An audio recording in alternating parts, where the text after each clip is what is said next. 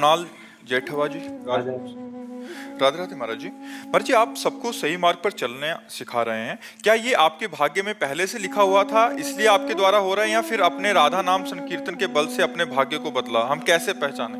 यार, भाग्य में तो नहीं लिखा था, पर भगवान की कृपा हो गई। मूकम करोति वाचालम पंगुम लंघयते गिरिम यत् कृपा तमहम वंदे परमानंद माधवम।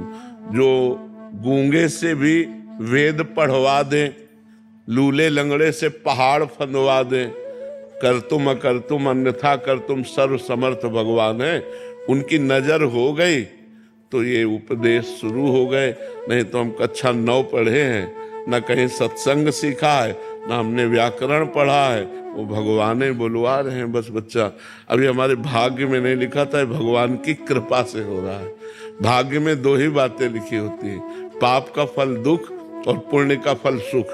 भाग्य में संत मिलन, भगवत धाम आना, भगवत भजन करना, भगवत प्राप्ति करना, ये भाग्य में नहीं लिखा होता, ये भगवान की कृपा से होता है। अब मोहि भा भरोस हनुमंता, बिनु हरि कृपा मिले नहीं संता। भगवान के हरिवंश कृपा हरिवंश कहें, श्री राधिका कृपा बिनु सबके मनन अगम्य। ये सब कृपा से होता है। तो बच्चा, हमें लगता है भगवान की कृपा से हो रहा है। नहीं, हम आपको बदल नहीं सकते। हजारों लोग बदल रहे हैं, नहीं बदल रहे। 9 युवक लोग गंदी आदतें छोड़कर अच्छे आचरणों में चल रहे हैं, तो भगवान की कृपा से ही तो है।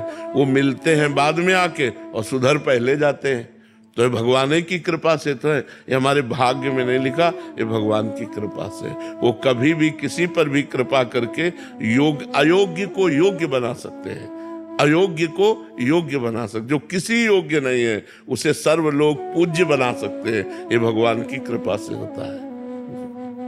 जो राम राम भी नहीं कह पा रहे थे तो मरा मरा वही इतिहास की रचना कर दी। रामायण संस्कृत से इतिहास की रचना कर दी।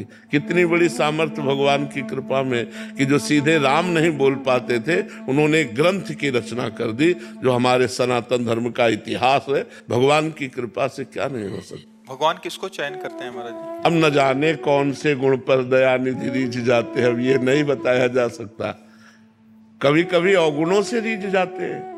महाअवगुणी पर जिसमें एक भी गुण नहीं दिखाई दे रहे, कृपा किया और महात्मा बना दिया। तो भगवान पतित पावन है।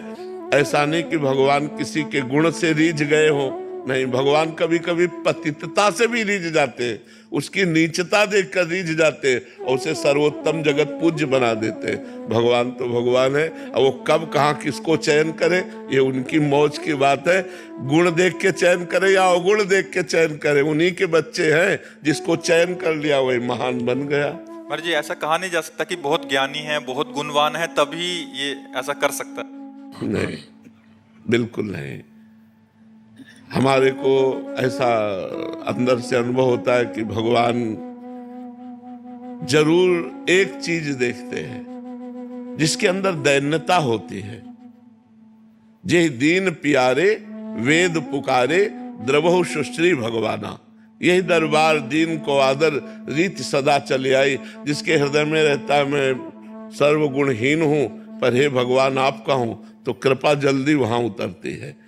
जहां दैन्यता होती वहां भगवान की कृपा होती, और जहां अहम होता है वो बात अलग होती है, और जहां दैन्यता होती है वहां भगवान की कृपा होती है। और कृपा से ही सब कुछ होता है। जो परिवर्तन होता है जगत का, वो कृपा से भगवान की परिवर्तन होता है। तो भगवान की कृपा जहां बैठ जाए तो सीधे सरल भाषा में, देहाती भाषा में बोल रहे हैं तो लोगों को लाभ मिल रहा है, लोगों का कल्याण हो रहा है, लोगों का मंगल हो रहा है। तो भगवान की कृपा कब कहाँ कैसे उतर पड़े ये पता नहीं, पर इतना जरूर पता है जहां दीनता होती वहां भगवान की विशेष कृपा उतरती है, और जहां अहंकार होता है वहां भगवान की कृपा रुक जाती है। अहंकार से भगवान की कृपा रुकती है और दैन्यता में भगवान की कृपा बरसती है। दैन्यता किसी साधन से लानी पड़ती है या स्वाभाविक, या कैसे? स्वाभाविक भी होती है और साधना से भी होती है। और कृपा से? वही कृपा से साधना, साधना से कृपा का अनुभव।